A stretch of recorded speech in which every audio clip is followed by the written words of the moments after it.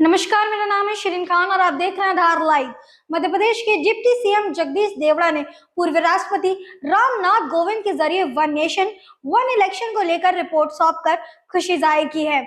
उन्होंने नकुल नाथ कमलनाथ को BJP party में शामिल होने का खुला आमंत्रण भी दिया है। हम आपको बता दें कि डिप्टी सीएम देवड़ा ने फूल सिंह बहरैया के दलित और मुस्लिमों की बीजेपी सरकार द्वारा गर्दन काटे जाने वाले बयान पर तीखा पलटवार करने के साथ भोजशाला जांच पर बड़ी बात कही है। वन नेशन वन इलेक्शन को लेकर मध्य प्रदेश के डिप्टी सीएम जगदीश देवड़ा का कहना है कि इससे बहुत अच्छा असर पूरे देश में देखने को मिलेगा। अलग अलग इलेक्शन के दौरान समय काफी खराब होता है, जैसे कि जिला पंचायत, जनपद पंचायत, नागरिक निकाय, विधानसभा चुनाव, लोकसभा चुनाव, बाई इलेक्शन के दौरान इस नए कदम से काफी समय बचेगा। आर्थिक दृष्टि से भी देखें तो काफी फायदा होगा और सबसे ज्यादा प्रशासन को भी लोगों के लिए काम करने का मौका मिलेगा। ऐसे में जब एक बार सभी के चुनाव हो जाएंगे तो वो फ्री होकर सभी काम भी कर पाएंगे। पूर्व राष्ट्रपति ने रिपोर्ट पेश कर दी है, इसका हम स्वागत करते हैं।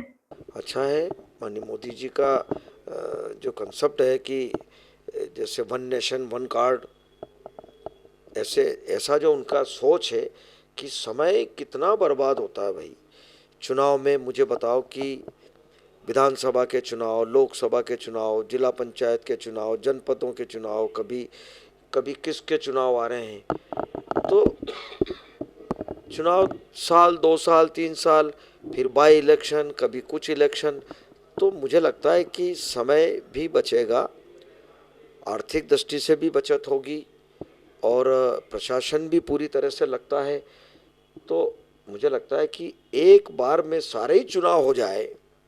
5 वर्ष के लिए चुन कर के जाते हैं, सरकार बनती है तो उनको काम करने का मौका भी मिलता है कि भाई 1 साल, 2 महीने, 3 महीने, जो भी एक बार में सारे इलेक्शन हो जाए, फिर कम से कम फ्री होकर के आदमी काम करे। तो मुझे लगता है कि ये अच्छा सोच है और इस पर विचार चल ही रहा है। रिपोर्ट उन्होंने पेश की है तो स्वागत करते हैं, अच्छी बात है। आज कैबिनेट की जो बैठक हुई, मध्य प्रदेश की भोजशाला सर्वे को लेकर डिप्टी सीएम ने बड़ा बयान देते हुए कहा है कि इन सभी मामलों की जांच चल रही है। जो भी जांच का निर्णय होगा उस पर ही निर्णय लिया जा सकेगा। सभी ने देखा है कि अयोध्या का मामला कितने लंबे वक्त तक चला और आखिरकार फैसला हुआ। ऐसे ही धीरे धीरे सभी फैसले सामने आ जाएंगे।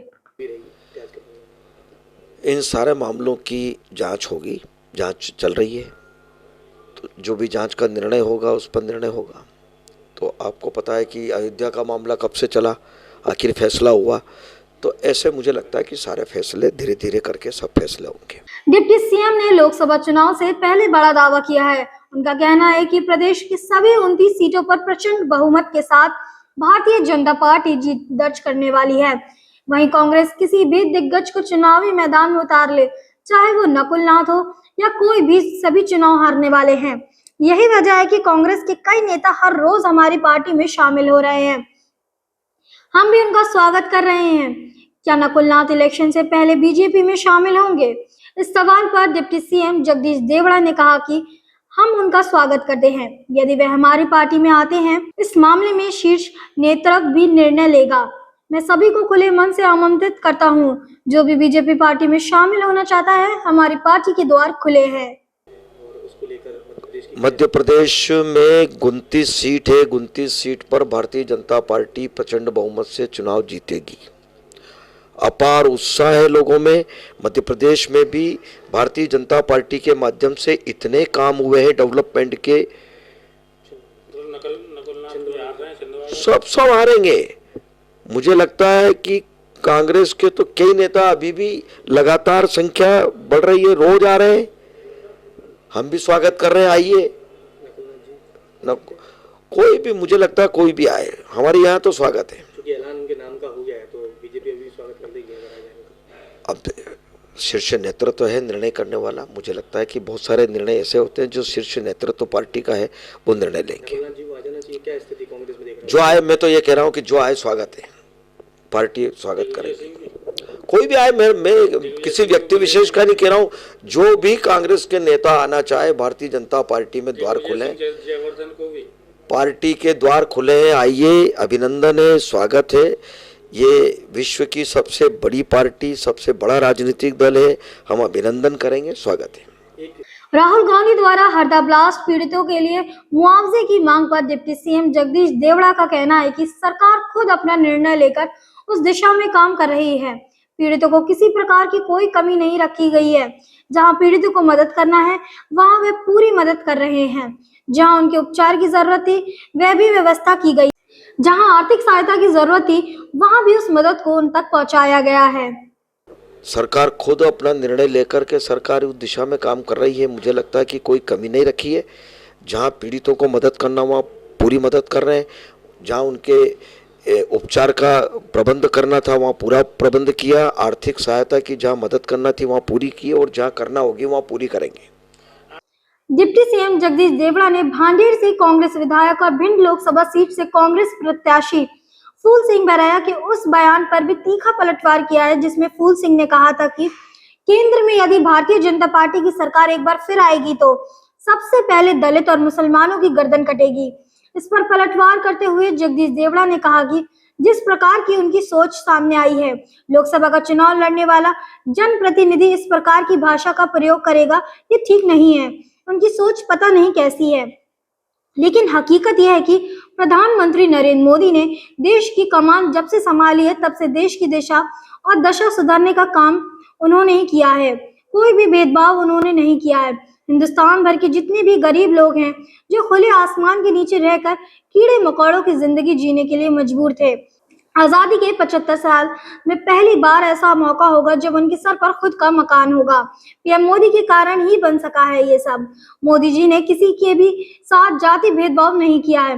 हिंदू, मुस्लिम, सिख, ईसाई, अनुसूचित जाति, जनजाति, किसी वर्ग के विशेष को मकान नहीं दिए। उन्होंने सभी चीजों से ऊपर हटकर जिनके पास मकान नहीं है उन सभी को दिए। उनके आरोप और बयान बेबुनियादी हैं। मुझे नहीं लगता जिस प्रकार का उनका सोच है कि एक लोकसभा का चुनाव लड़ने वाले जनप्रतिनिधि इस प्रकार से भाषा का प्रयोग करेंगे। मुझे नहीं लगता है कि ये ठीक है। नहीं, आप देखें, मुझे बताओ कि उनका सोच पता नहीं क्या है, मैं नहीं कह सकता। लेकिन प्रधानमंत्री नरेंद्र मोदी जी जब से बैठे हैं, आप विचार करिए इस हिंदुस्तान में कि दशा और दिशा दोनों सुधारने के लिए उनने हर संभव प्रयास किया। कोई भेदभाव उनने नहीं किया। हिंदुस्तान भर के जितने गरीब लोग हैं जो खुले आसमान के नीचे रहते थे वर्षों से, देश की आज़ादी के 75 साल बीतने के बाद भी जिनके माथे पर छत का प्रबंध नहीं था, गरीब लोग ठंड में, गर्मी में, बरसात में अपने बच्चों को लेकर के एक प्लास्टिक की सीट लगा करके खुले आसमान के नीचे गीली जमीन पर बच्चों को प्लास्टिक बिछा करके सुलाने को मजबूर थे। रेलवे स्टेशन के किनारे पड़े रहते थे, गंदे नालों के किनारे पड़े रहते थे, कीड़े मकोड़े की तरह जिंदगी यहाँ लाखों परिवार बिता रहे थे। मोदी जी ने कोई जाति भेदभाव किया है क्या? हिंदू, मुसलमान, सिख, ईसाई, अनुसूचित जाति, जनजाति या किसी वर्ग विशेष को मकान दिए हैं क्या? मुझे नहीं लगता है। इन सब से ऊपर उठ कर के उन्होंने जो गरीब है, जिनके पास मकान का प्रबंध नहीं है, छत नहीं है, उन सबको दी। देश में पेट्रोल डीजल के दामों में 2 रुपए की कमी किए जाने के फैसले पर डिप्टी सीएम जगदीश देवड़ा ने खुशी जाहिर की। वहीं एमपी के आसपास के राज्यों की अपेक्षा मध्य प्रदेश में पेट्रोल की कीमत ज्यादा होने के सवाल पर उन्होंने कहा कि ये जानकारी मेरे विषय में आई है। समय पर इस विषय पर हम चर्चा जरूर करेंगे और निर्णय भी लेंगे। से डीजल डलाते हैं, दतिया वाले झांसी से डलाते हैं। अब ये क्यों नहीं आप ठीक है, आपने विषय रखा है तो 5 रुपए का डिफरेंस है। बिल्कुल, आपने विषय रखा है तो निश्चित रूप से समय पर जहाँ निर्णय लेना है हम बात करेंगे।